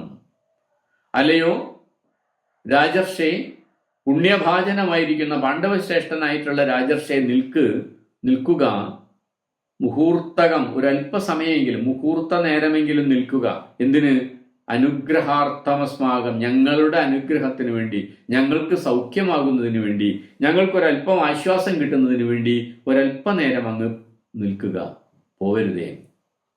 ആയാദിത്വയി ദുർദർശേ വാദി പുണ്യ സമീരണ തവ ഗന്ധാനുഗതസ്ഥാത യേനസ്മിൻ സുഖം ആഗമത്. ഈ പ്രദേശത്തെക്കുറിച്ച് ഞങ്ങൾ നിങ്ങളോട് പറയണ്ടല്ലോ. അത് ഒരു ദുർഗന്ധം വഹിക്കുന്ന, ഒരു മിനിറ്റ് പോലും ഇവിടെ നിൽക്കാൻ പറ്റാത്ത സ്ഥലമാണ്, ഒരു നിമിഷം പോലും നിൽക്കാൻ പറ്റാത്ത സ്ഥലമാണ്. പക്ഷെ താങ്കൾ ഇവിടെ നിൽക്കുമ്പോൾ താങ്കളിൽ നിന്ന് പ്രവഹിക്കുന്ന പുണ്യമായിട്ടുള്ള വാദം അല്ലെങ്കിൽ കാറ്റ് ഇവിടെ വീശുന്ന സമയത്ത്, താങ്കളുടെ ഗന്ധം ഇവിടെ പ്രവഹിക്കുന്ന സമയത്ത് ഞങ്ങൾക്ക് അസ്മിൻ സുഖം ആഗമത്, ഞങ്ങൾക്കൊരല്പം സുഖം കിട്ടുന്നുണ്ട്. ഞങ്ങൾ ആ സുഖത്തിന്റെ ലഹരിയിൽ ഞങ്ങൾ അല്ലെങ്കിൽ ഒരു അല്പം ആശ്വാസം ഞങ്ങൾക്ക് കിട്ടുന്നുണ്ട്. അതുകൊണ്ട് അല്ലെങ്കിൽ രാജർഷിയായ ധർമ്മരാജ, പുണ്യവാനായ പാണ്ഡവ, ഞങ്ങളുടെ അനുഗ്രഹാർത്ഥം അല്പസമയം കൂടി അവിടെ തന്നെ നിൽക്കണേ എന്നാണ് ഈ വിളിച്ചു പറയുന്നത്. താങ്കൾ അടുത്തേക്ക് വരുമ്പോൾ സുഗന്ധപൂരിതമായ വായു ഇവിടെ വ്യാപിക്കുന്നുണ്ട്, ഞങ്ങൾക്കത് വലിയ ആശ്വാസവും സുഖവും നൽകുന്നുണ്ട്. പുണ്യാത്മൻ, അല്പസമയം കൂടി ഞങ്ങൾ ആ ആശ്വാസത്തിൽ കഴിഞ്ഞോട്ടെ, അങ്ങ് തിരിച്ചു പോകരുതേ. ഒരല്പസമയത്തേക്കെങ്കിലും താങ്കൾ ഇവിടെ തങ്ങുമോ എന്നായിരുന്നു ആ ദീനവിലാപത്തിലൂടെ ആരൊക്കെയോ വിളിച്ചു പറഞ്ഞുകൊണ്ടിരുന്നത്. ആരാണ് വിളിച്ചു പറയുന്നത് എന്നതിന് മനസ്സിലാവുന്നില്ല.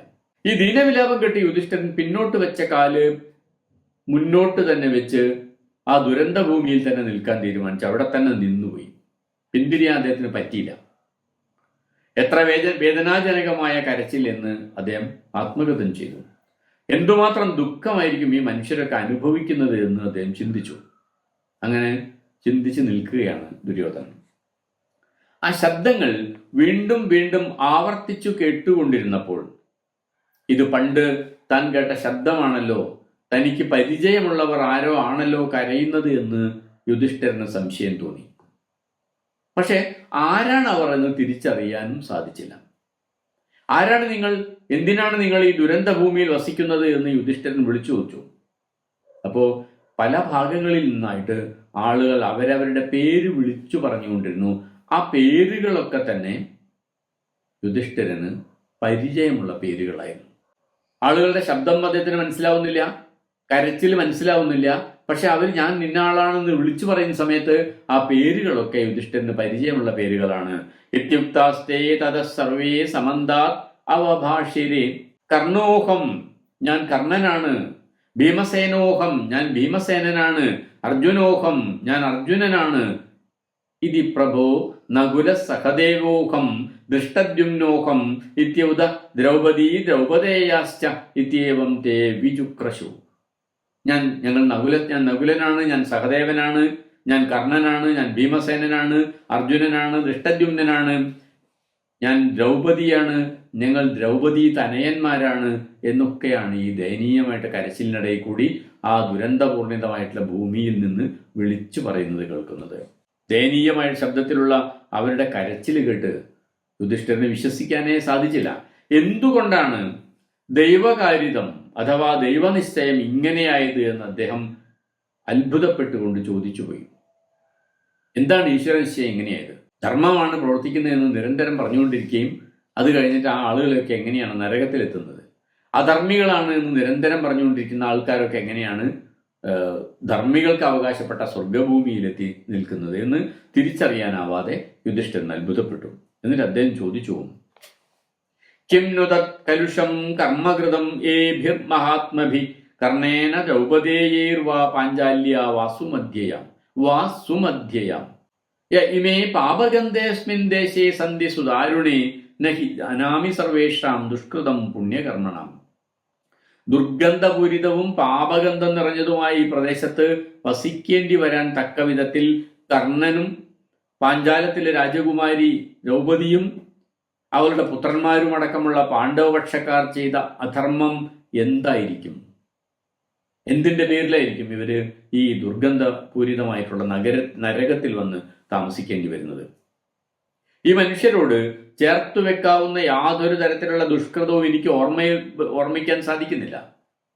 ഇവർ അധർമ്മം പ്രവർത്തിച്ചതായിട്ട്, പാപം ചെയ്തതായിട്ട്, അസത്യം പറഞ്ഞതായിട്ടൊന്നും എൻ്റെ ഓർമ്മയിൽ വരുന്നില്ല. എന്നിട്ടും എന്തുകൊണ്ടാണ് ഇവർക്ക് ഈ നരകത്തിലെ പാപം അനുഭവിക്കേണ്ടി വന്നത് എന്ന് സംശയിക്കുകയും ധാർമ്മിക രോഷം കൊള്ളുകയും തന്നോട് തന്നെ കലഹിക്കുകയും ദേവന്മാരോട് കലഹിക്കുകയും ഒക്കെ ചെയ്യുന്നുണ്ട്. ഈ പശ്ചാത്തലത്തിൽ നിന്നുകൊണ്ട് യുധിഷ്ഠിരൻ ഇതിൻ്റെ ബാക്കി ഭാഗം നമുക്ക് അടുത്ത ആഴ്ച ചർച്ച ചെയ്യാം.